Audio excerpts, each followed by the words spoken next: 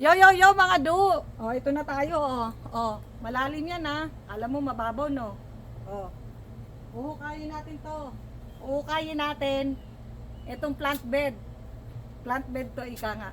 Teka lang, babaan natin yung camera do ha para makita talaga ha. Kasi hindi masyadong kita eh. Dapat ibabang-baba natin. So, bakit natin ginagawa yung plant bed? Ayun siya, malalim yung hukay natin guys. Kasi dito, as you can see, puro buhangin. Wala ditong lupa.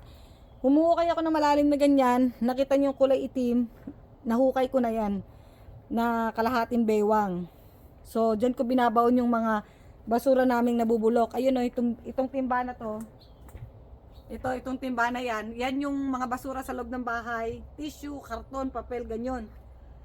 So, dyan ko binabaon dito. Ilalagay natin itong mga dito, plastic. Para hindi maagaw yung mga ng lupa. Ugat. Ito siya. So, yeah.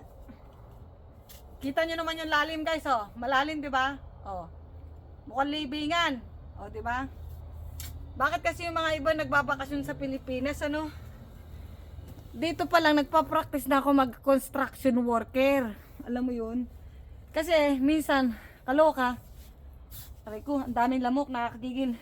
Yung mga kababayan natin, na galing ng Amerika, galing dito. Bakit pag uwi ng Pilipinas ang aarte, no? Grabe. Akala mo kung sino mga doon niya. Pero pag dito buhay sa Amerika, tinan mo yung buhay dito. Construction worker ako dito do. Akala mo. Pero yung mga iba pag galing ng Amerika, oh, con todo forma, con todo lahat. Grabe yung todo. Todong-todo yung ano, akala mo hindi nahihirapan sa Amerika. Tapos sabay, pagdating sa Amerika, pagdating sa Pilipinas pala pa nagbabakasyon, bakit parang hindi madapuan ng langaw, samantalang dito kinakagat na ako ng lamok. Grabe. Bakit ganun guys? Gusto kong tanongin yung mga iba nagbabakasyon sa Pilipinas. Ay, sandali. Anong purpose nung hinuhukay ko? Kasi dito ko ibabaon yung mga basura. Mukhang nakakatakot, di ba? Sa bagay, malapit na Halloween.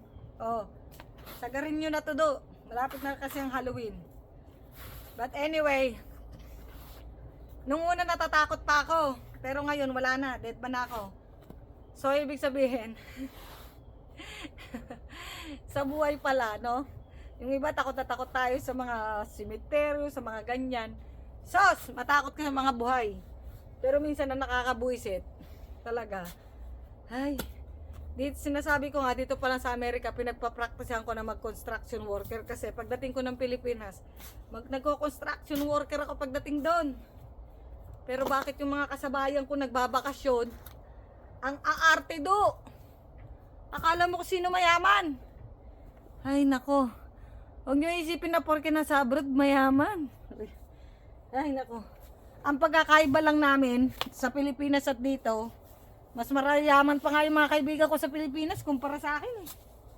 Tapos pag uuwi ako, kumakahingi naman eh. Akala mo naman napakayaman ko. Dapat nga sila magbigay sa akin kasi tinan mo. Hindi nga makapagbayad ng lawn mower dito sa amin. Kasi yung mahal ng bayad. Kaya ako na lang maglo-lawn mower dito do. Ay, nako. Panoorin mo yung iba kong video. Diyan. Oh. Mahirap magsalita habang naghuhukay, in fairness ha. Oo, mahirap. Kasi baka yung iba, ewan ko ba dun sa mga iba, kaya siguro, kaya hindi ko naman masisave natin kababayan pag pag naka-asta, diba? Nung una rin, ganun din naman kasi ako nung una eh. Nung first time ko yung nakikita ko yung mga pinsan ko na galing abroad, kung todo di alahas, parang pinamumukha rin sa aming mahirap kami, alam mo yun. Pero, nung nakarating ako ng abroad, Mariosep, doon ko naranasan. Kailangan pag nasa abroad ka, mautak ka. Yun lang yun. Huwag kang palamya-lamya dito guys. Kasi pag palamya-lamya ka dito sa abroad, tatamaan ka ng homesick dito. Yun ang magiging sakit mo. Pag na-homesick ka, wala na, uwi ka na.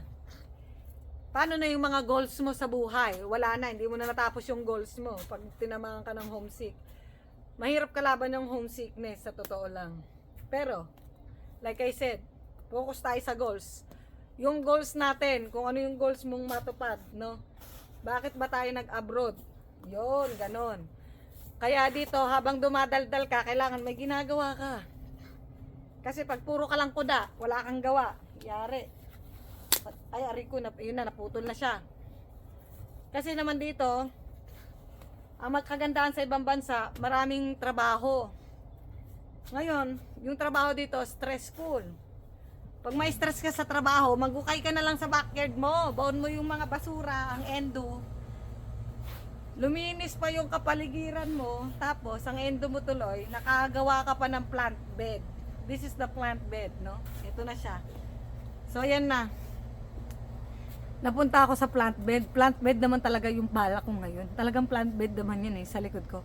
Plant bed siya, guys. Ngalan talaga. Naisip ko talaga yung mga construction workers sa Pilipinas kasi nagko-construction talaga ako. Pag umuwi ako ng Pilipinas, nagtataka sila sa akin. Ba't ko sila tinutulungan? Akala nila, tutunga nga din ako doon at magpipiling doon niya. Na hindi ako tutulong sa kanila. Naiinis pa nga yung iba. Ang ayoko kasi yung binubukas-bukas ako. Bukas na to ma'am. O di ako na lang tumapos. O di wala na siyang gagawin bukas. Ang endo, nawala siya ng trabaho. Binubukas ako eh. Ayoko yung binubukas-bukas ako. Kung kaya mong tapusin this day, tatapusin mo talaga. Yun lang yun. So, sige na. Uwian na do.